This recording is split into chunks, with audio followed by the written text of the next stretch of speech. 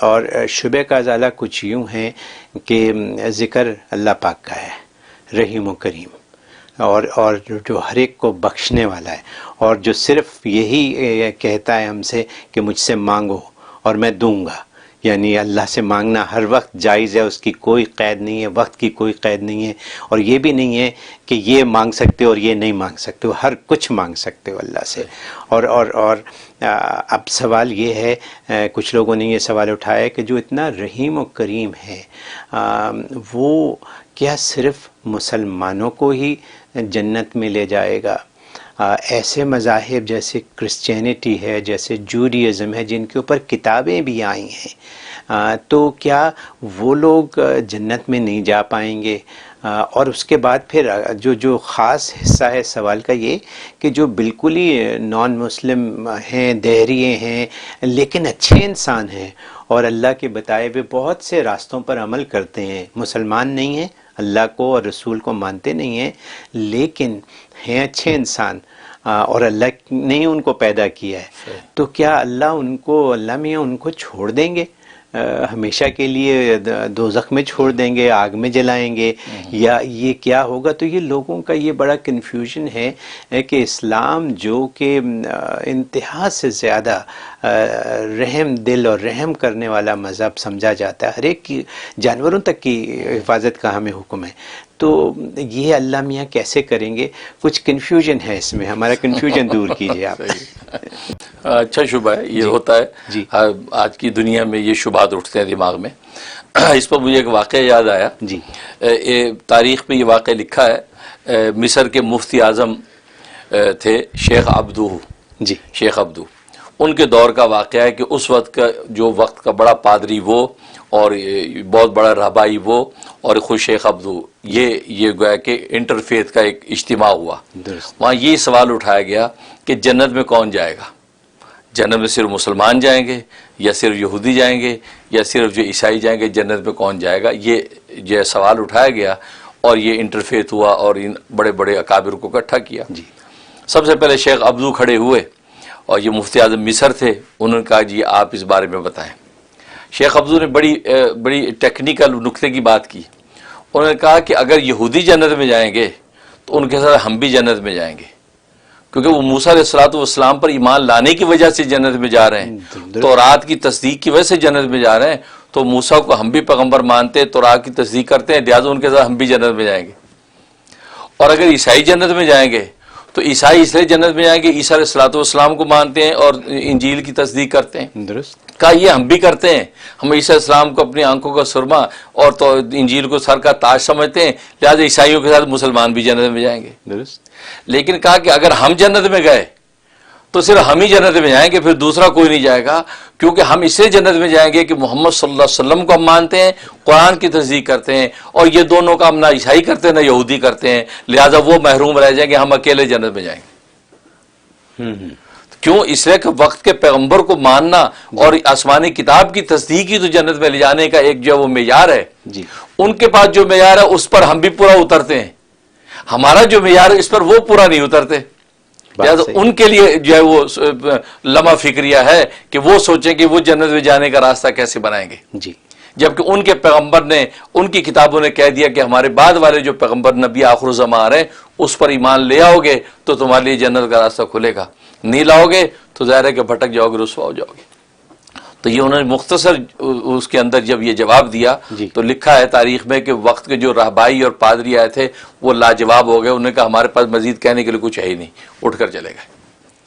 تو حقیقت اصل میں یہ ہے، کیونکہ اللہ تبارک و تعالیٰ نے ایک کرائٹیریا متعین کر دیا ہے، اور یہ دنیا کے اندر بھی ہر چیز کا ایک کرائٹیریا ہوتا ہے۔ اگر امریکہ کی سٹیزن شپ آپ کے پاس نہیں ہے، آپ جتنے بھی اچھے انسان ہیں آپ کو وہ بینیفٹس نہیں مل سکتے جو ایک سٹیزن کو ملتے ہیں، یہ دنیا کا عام قانون ہے۔ اب اگر میں بڑا اچھا آدمی ہوں، مجھے آپ گرین کارڈ دے دیں، بڑا اچھا آدمی مجھے آپ سٹیزن شپ دے دیں، تو نہیں، آپ بہت اچھے آدمی ہیں، آپ اپنے لیول کے جتنے بینیفٹس آپ حاصل کریں، لیکن سٹیزن شپ جو ہے اس کے جو بینیفٹ آپ کو نہیں ملیں گے، کیونکہ آپ یہ یہاں کے ہمارے سٹیزن نہیں ہیں. بالکل اسلام کی سٹیزن شپ جس کے پاس نہیں ہے، تو اللہ تبارک و تعالیٰ نے آخرت میں معیار متعین کر دیا کہ بھئی وہ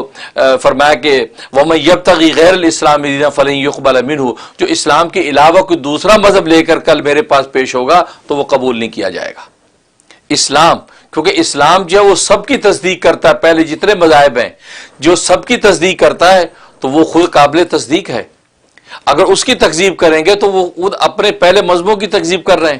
کیونکہ یہ مصدق ہے. تو جو مصدق ہوتا ہے تو مصدق کی آپ اگر تکذیب کر دیں گے تو آپ اپنی بھی تکذیب خود کر رہے ہیں. کیونکہ اسلام تو حضرت موسیٰ کو بھی سچا کہہ رہا ہے، وہ حضرت عیسیٰ علیہ السلام کو بھی سچا کہہ رہا ہے، سب کتابوں آسمانیوں کو سچا کہہ رہا ہے، اور آپ اسلام کو جھوٹا کہہ رہے ہیں.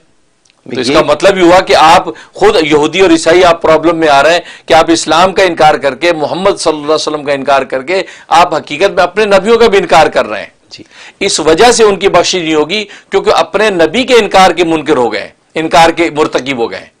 اپنے نبی کے. کیونکہ محمد صلی اللہ علیہ وسلم نے کہا موسیٰ سچے ہیں، انہوں نے کہا کہ محمد جھوٹے ہیں، تو انہوں نے یہ کہہ کے تو اپنے وہ موسیٰ کی بھی تکذیب کر دی نا. جی ہاں. تو اصل میں محمد صلی اللہ علیہ وسلم کا انکار حقیقت میں ان کے اپنے موسیٰ کا انکار ہے، اور اسی طرح محمد صلی اللہ علیہ وسلم کا انکار حقیقت میں ان کا اپنا عیسیٰ کا انکار ہے. اور جب اپنے پیغمبر کا انکار کر دیا تو جنت کہاں سے لیں گے وہ؟ لہذا اس لیے جنت نہیں مل رہی ان کو کہ محمد صلی اللہ علیہ وسلم کے انکار کی وجہ سے وہ اپنے نبیوں اور اپنی آسمانی کتابوں کی تکذیب اور انکار کے مرتکب ہوتے ہیں، جس وجہ سے ان کی بخشش ہونی تھی. جب اس کی بھی تکذیب کے مرتکب ہو گئے تو پھر جنت کہاں سے ملے گی ان کو؟ ٹھیک ہے، اس لیے وہ جنت کے مستحق نہیں ہوئے. اور باقی یہ بات کہ اللہ تبارک و تعالیٰ رحیم ہے، اس سب کو بخش سکتا ہے، بالکل بخش سکتا ہے. اللہ تبارک و تعالیٰ کی رحمت وسیع ہے، سب کو بخش سکتا ہے، لیکن بخشے گا نہیں. کیونکہ اگر ہم یہ کہہ کہ نہیں اللہ نہیں بخش سکتا تو اللہ کا ان کو عذاب دینے پر اللہ مجبور ہے، گویا کہ مضطر ہے، اور اللہ مضطر اور مجبور کسی چیز پہ نہیں ہو سکتا. یہی بات، کیونکہ وہ واجب الوجود ذات ہے، اس کے بارے میں استقرار کا جو لزوم کرنا یہ جو ہے ناجائز اور محال ہے. لہذا اللہ مضطر اور مجبور نہیں ہے ان کو عذاب دینے پہ، لیکن دے گا نہیں ان کو، یعنی ان کو جنت میں داخل کرے گا نہیں، مجبور نہیں کہ ان کو جہنم میں ڈالے، وہ اپنے اختیار سے ڈالے گا. اور یہ اختیار اسے دنیا میں بتا دیا کہ ان اللہ لا یغفر ان یشرک بہ، کہ اللہ تبارک و تعالیٰ شرک کے گناہ کو معاف نہیں کرے گی. وَيَغْفِرُ مَا دُونَ ذَلِكَ لِمَن يَشَاءُ، شرک کے علاوہ جتنے بھی گناہ ہیں کبیرہ، بڑے سے بڑے اکبر گناہوں، سب کو اللہ بخش سکتا ہے، لیکن جو ہے وہ شرک کو معاف نہیں کرے گا. اسی طرح کفر کو معاف نہیں کرے گا. ان الذین کفروا من اہل الکتاب والمشرکین، یہ فرما دیا اہل کتاب میں جو کافر ہیں، مشرک جو ہیں، فرمایا کہ یہ خالدین جہنم کے اندر داخل ہوں گے، خالدین فیہا، وہ جہنم میں ہمیشہ ہمیشہ رہیں گے. اولئک ہم شر البریہ. تو معلوم ہے کہ اللہ تبارک و تعالی خود ایک کرائٹیریا متعین کر دیا ہے کہ کافر مشرک جو ہے وہ ہمیشہ ہمیشہ جہنم کے اندر جلیں گے. اگر وہ بخشش چاہتے ہیں تو وہ محمد صلی اللہ علیہ وسلم جو سارے دینوں کے مصدق بن کے آئے ان کی تصدیق کر دیں، تو اس تصدیق کی وجہ سے آخرت میں ان کے لیے بخشش بھی ہے اور ان کے لیے جنت بھی ہے. اور تصدیق کا مطلب یہ ہے کہ اسلام قبول کر لیں. بالکل تصدیق کا مطلب یہ ہے نبی پاک صلی اللہ علیہ وسلم کو سچا نبی مانیں اور قرآن کریم کی تصدیق کر دیں کہ یہ سچی کتاب ہے جو اس نے کہا، تو گویا کہ وہ مسلمان ایمان لے آئیں تو مسلمان ہو جائیں، تو اس کا نتیجے میں وہ آخر میں جنت کے مستحق ہیں.